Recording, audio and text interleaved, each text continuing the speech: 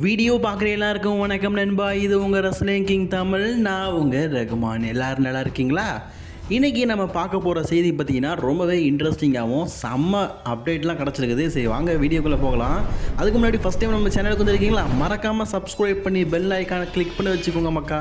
தினமும் போடுற ரெஸ்லிங் செய்திகளை தமிழில் தெரிஞ்சுக்கோங்க. மானங்கட்ட பயிர்களுக்கு அப்போனா பார்த்தீங்கன்னா இப்போது ஏடபிள்யூ இருக்கிறானுங்க. நான் ஒரு கம்பெனியை பற்றி இப்படி குறை சொல்லக்கூடாது, பட் இருந்தாலும் சொல்கிறேன். டபிள்யூபிள்யூ பொறுத்த வரைக்கும் அருமையான ரூல்ஸ் உண்டு. தான் கம்பெனியில் ஒர்க் பண்ணுற ரெஸ்லர்ஸ் பார்த்தீங்கன்னா வெளியில் சென்னை கம்பெனி போயிட்டாங்கன்னா அந்த டீம் இப்போ டபிள்யூபிள்யூ இருக்குது, இப்போ ஷீல்டு இருக்குன்னு வைங்களேன், அவங்களுடைய ஃபோட்டோவை கூட காட்ட மாட்டாங்க. அப்படியே யாராவது ஓரஞ்சாரம் பார்த்தீங்கன்னா அவங்கள மறைச்சிடுவாங்க. அவங்க பேர் எதையுமே யூஸ் பண்ண மாட்டாங்க. இது டபிள்யூடபிள்யூஇ. ஆனால் ஏடபிள்யூ பார்த்தீங்கன்னா என்ன பண்ணியிருக்காங்க பார்த்தீங்கன்னா, இப்போ சமீபத்தில் வந்து சிஎம் பாங் வந்து டபிள்யூபிள்யூக்கு போயிட்டாரா. அது மட்டும் இல்லாமல் சிஎம் பாங் போனது சாம விட்டாரா எனக்கு தெரில.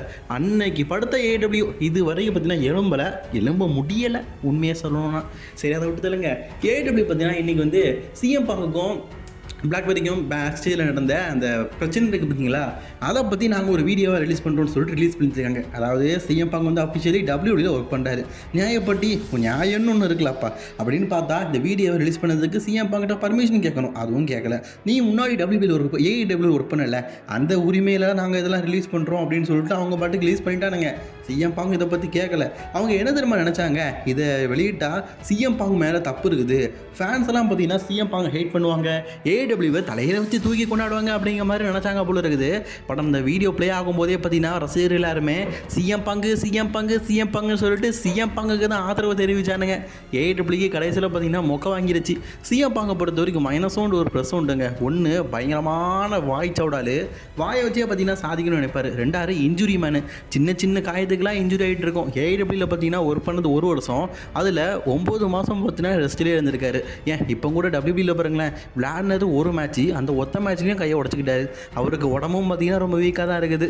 சரி எது எப்படியோ சிஎம் பாங்குக்கு சிக்காகோ மக்கள் இருக்கிற ரசிகர்கள் வரைக்கும் எப்போவுமே அவருக்கு மவுஸ் உண்டுதுன்னு நினைக்கிறேன். உங்கள் வாயில் சர்க்கரையை தூக்கி தான் போடணும். அந்த அளவுக்கு பார்த்தீங்கன்னா ஜான்சனா ஒரு சந்தோஷமான விஷயத்த சொல்லியிருக்காரு.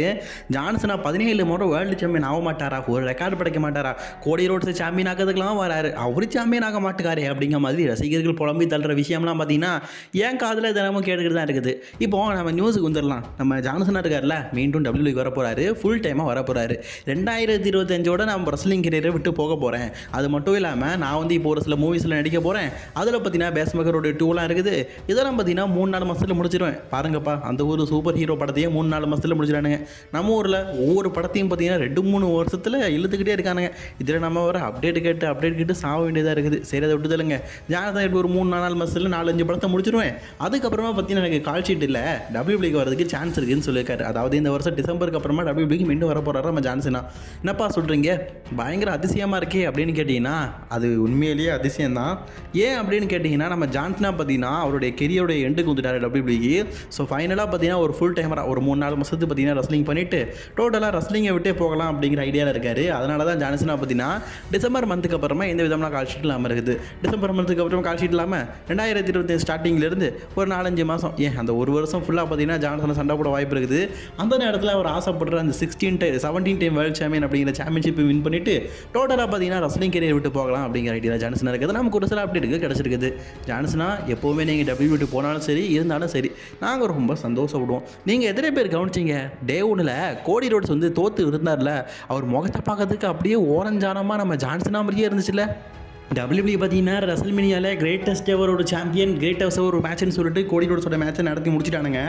ஸோ என்னதான் இருந்தாலும் இந்த மேட்ச்சில் பார்த்தீங்கன்னா ஒரே ஒரு டிசப்பாயின்மெண்ட் அப்படின்னு கேட்டிங்கன்னா கோடி ரோட்ஸோட பிரதரான டஸ்டி ரோட்ஸ் இல்லை. ஆக்சுவலி நான் சொன்னது தான், டபிள்யூபிள்யூ ஒரு ஜெனினான ரூல்ஸ் வச்சுருக்காங்க. அவங்க ரெஸ்லிங் கம்பெனியில் கான்ட்ராக்ட் இல்லாமல் அவங்களுடைய அதர் ரெஸ்லிங் கம்பெனியில், அதாவது அவங்களுக்கு எனிமையாக இப்போ கருதப்படுற ஒரு சில ரெஸ்லிங் கம்பெனியில் அவங்க கூட்டணி வச்சுருந்தாலே அவங்கள கூப்பிடவே மாட்டாங்க. அப்படிப்பட்ட கூட்டணியை வச்சுருக்கவர் தான் பார்த்தீங்கன்னா டஸ்டி ரோஸ். அவர் என்ன தான் பார்த்தீங்கன்னா தன் பிரதர் வந்து ஏடபிள்யூ டாப் 1 சூப்பர் ஸ்டார் இருந்தாலும் நான் ஏடபிள்யூவில் பார்த்தீங்கன்னா அடிமையாகவே இருந்துட்டு போகிறேன்னு சொல்லிட்டு இது நாள் வரைக்கும் அடிமையாட்டு தான் இருந்துட்டு இருக்காரு. அவர் ரெசல்மேனியாவுக்கு வந்தாரான்னு கேட்டிங்கன்னா எஸ் வந்தார். ஆடியன்ஸாக பார்த்தீங்கன்னா டாப் ரோப்பில் உட்காந்து ரெஸ்லிங்கை மேட்ச் பார்த்துட்டு இருந்தார். கோடி ரோட்ஸ் வெற்றி பெறதை ரசிச்சுட்டு இருந்தார். என்ன தான் ரசித்தாலும் முன்னாடி உட்காந்து பல ஜான்சனா, ராக்கு, எத்தனையோ பேர் பார்த்தீங்கன்னா அவங்க அம்மா இவங்க எல்லாருமே சேர்ந்து பார்த்தீங்கன்னா கோடி ரோட்ஸை தலையில் தூக்கி வச்சு கொண்டாடும் போது அவருடைய அண்ணன் இல்லையே, ரொம்ப வருத்தமான செய்தி தானே. இன்னொரு சந்தோஷமான செய்தி சொல்லட்டா, அவங்க அண்ணனுடைய கான்ட்ராக்ட் பார்த்தீங்கன்னா 2024 எண்டிங்கில் முடிய போகுது. போது மீண்டும் டபிள்யூபிள்யூக்கு வர போகிறாரு. சரி, கோடி ரோட்ஸ் நினச்சா அவங்க அண்ணனை கடைசியாக பார்த்தீங்கன்னா ஒரு முறை யூஎஸ் சாம்பியனாவோ இல்லாட்டா இன்டர் கான்டினென்டல் சாம்பியனாவோ ஆக்கிறதுக்கு வாய்ப்பு இருக்குல்ல. அண்ணன் கூடயே ஒரு மேட்ச் விளையாடுறதுக்கும் வாய்ப்பு இருக்குல்ல. இந்த செய்தி தாங்க இப்போ சோஷியல் மீடியாவில் பயங்கரமான ட்ரெண்டிங் இதாக போயிட்டு இருக்குது. ரோமன் ரெயின்ஸ் மீண்டும் சாம்பியனாக வர மாட்டாரா, ரோமன் ரெயின்ஸ் தாங்க மீண்டும் சாம்பியன் ஆக போகிறாரு அப்படிங்கிற மாதிரி சில செய்திகள் இருக்குது. நான் ஒரு விஷயத்தை சொல்லட்டா, இப்போது ரோமன் ரெயின்ஸ் பார்த்தீங்கன்னா கிட்டத்தட்ட பார்த்தீங்கன்னா ஒரு சாம்பியன் அப்படிங்கிறது 100 நாள் 200 நாள் இல்லை, 1300 நாட்களுக்கு மேலே சாம்பியனாக இருந்து தோக்கடிச்சிருக்காரு கோடி ரோட்ஸை. நார்மலாக பார்த்தீங்கன்னா ஒரு 300 நாள் சாம்பியனாக இருக்கிற ஒருத்தர் ரசலரே பார்த்தீங்கன்னா பயங்கர டாப்பாக காட்டும் போது 1300 நாள் சாம்பியன் இருக்க ஒருத்தர்கிட்ட இருந்து சாம்பியன்ஷிப்பை பிடுங்கிருக்காங்கன்னா அந்த ரசலரை சும்மாவாக காட்டுவாங்க? கண்டிப்பாக சொல்கிறேன், கோடி ரோட்ஸ்லாம் பார்த்தீங்கன்னா இப்போதைக்கு இருக்கிற சுச்சுவேஷனில் தோக்க மாட்டார். அப்போ அவருக்கு தோல்வியே கிடையாதுன்னு கேட்டிங்கன்னா வெற்றி தோல்வி வீரனுக்கு சகஜம். அதே மாதிரி பார்த்தீங்கன்னா கோடி ரோட்ஸ் மேக்ஸிமம் பார்த்தீங்கன்னா ஒரு 100 நாளைக்கு மேலே தோக்க வைக்க மாட்டானுங்க. அதுக்கப்புறமா மேபி ரோமன் ரெயின்ஸ் பார்த்தீங்கன்னா மீண்டும் சாம்பியன்ஷிப் ஆக மோதுன்னு சொல்லிட்டு மீண்டும் டபிள்யூபிள்யூக்கு வந்து அதுக்கப்புறமா கோடி ரோட்ஸ் கூட மோதினால் வெற்றி வாய்ப்பு அப்படிங்கிறது அவருக்கு வரதுக்கு அந்த நிலைமையில் இருக்கிற சுச்சுவேஷன் யோசித்து அவங்க எப்படி மாற்றலாம். ஏன்னா கோடி ரோட்ஸ் பார்த்தீங்கன்னா ஒரு பெஸ்ட் பேஸ் ஆஃப் த கம்பெனியாக அவரால் முடியுது, ரசிகர்களை தட்டு கொள்ள முடியுது, ரோமன் ரெயின்ஸோட நல்ல பர்ஃபார்மன்ஸ் பண்ணுறாரு, ரோமன் ரெயின்ஸ் மாதிரி சாம்பியன்ஷிப்பை தான் பக்கம் பார்த்தீங்கன்னா ஈர்த்து வச்சிருக்காரு அப்படின்னு சொல்லிட்டு டபிள்யூபிள்யூக்கு ஒரு நம்பிக்கை வந்துட்டு வைங்களேன். அப்போ இதுக்கு ரோமன் ரெயின்ஸு கோடி ரோட்ஸையே தூக்கி வச்சு கொண்டாடுவாங்க. இல்லைப்பா, கோடி ரோட்ஸ் ஸ்டார்டிங்கில் நல்லா இருந்தார், போர் அடிக்கிறாரு அப்படின்னு சொல்லிட்டு டபிள்யூபிள்யூ நினச்சாங்கன்னு வைங்களேன், கோடி ரோட்ஸ் கிட்ட சாம்பியன்ஷிப்பை வாங்கி மறுபடியும் அண்ணன் கிட்ட கொடுத்துருவாரு. பட் நான் அதுக்கு சான்ஸ் இல்லைன்னு நினைப்பேன். ஏன்னா கோடி ரோட்ஸுக்கு பார்த்தீங்கன்னா டபிள்யூபிள்யூ வந்து லிஸ்ட் ஆஃப் த சேலஞ்சர்ஸ்ன்னு சொல்லிட்டு இப்போ அவர் கூட இருக்கிற நம்ம செத் ரோலன்ஸாக இருக்கட்டும், ஜே ஊசாவாக இருக்கட்டும், ட்ரூ மார்க்கிண்டர் அவர்கிட்ட தோற்று பண்ணார் ட்ரூ மார்க்கிண்டரு, இந்த மாதிரி சேலஞ்சர்ஸ் அப்படின்னு பார்த்தீங்கன்னா கோடி ரோட்ஸுக்கு எக்கச்சக்க பேர் இருக்கிறாங்க. இதில் வேறு புதுசாக ராக் வேறு இருக்கிறாரு. இது மட்டும் இல்லாமல் பிரெட் அண்ட் பிரதர்ஸ் வேறு இருக்கிறாங்க. அப்படி இப்படின்னு பார்க்கும்போது கோடி ரோட்ஸை ஒரு சாம்பியனாக வச்சு 1.5 வருஷத்துக்கு பார்த்தீங்கன்னா ஓட்டுற அளவுக்கு சேலஞ்சஸும் அதிகமாக இருக்கிறாங்க. அதனால் என்ன தெரிஞ்ச வரைக்கும் இப்போதைக்கு கோடி ரோட்ஸ் சாம்பியன்ஷிப்பை தோக்கிறதுக்கு வாய்ப்பு இல்லை. பட் ஆனால் கண்டிப்பாக அண்ணன் திருப்பி வரும்போது ஒரு வேர்ல்டு டைட்டில் காத்துட்டு இருக்குது. அதுதான் வேர்ல்டு ஹெவி சாம்பியன்ஷிப்பு. அண்ணா அந்த பக்கம் போவாரா அப்படிங்கிறத வெயிட் பண்ணி தான் பார்க்கணும். ஏன்னா டபிள்யூபிள்யூ பார்த்தீங்கன்னா இன்னும் ஒரு 3 வாரத்தில் பார்த்தீங்கன்னா டிராஃப்ட் அப்படிங்கிறத கொண்டு வர போகிறாங்க. இப்போ 2 சாம்பியன்ஷிப்பும் பார்த்தீங்கன்னா ராப் ரன்ல இருக்குது. டபிள்யூபிள்யூ பார்த்தீங்கன்னா ஒரு சில புதிய விஷயங்கள்லாம் கொண்டு வர போகிறாங்களாம். அது என்னவாக இருக்கும் அப்படிங்கிறது தெரியல.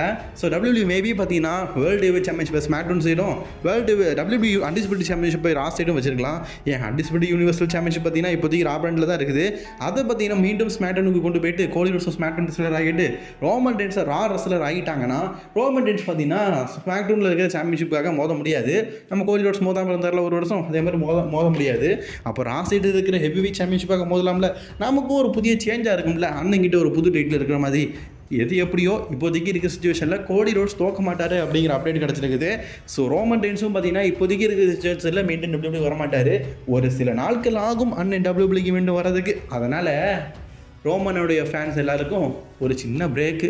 ஆனால் இன்னொரு விஷயத்தை சொல்லட்டா, ஒரு வேளை ரெசல்மனியாவில் ரோமன் ரெயின்ஸ் பார்த்தீங்கன்னா டைட்டில் ரீட்டைன் பண்ணியிருந்தால் கூட டபிள்யூபிள்யூக்கு வந்திருக்க மாட்டார். ஒரு சின்ன பிரேக் ஹோல்டாக தான் செஞ்சுருப்பார்.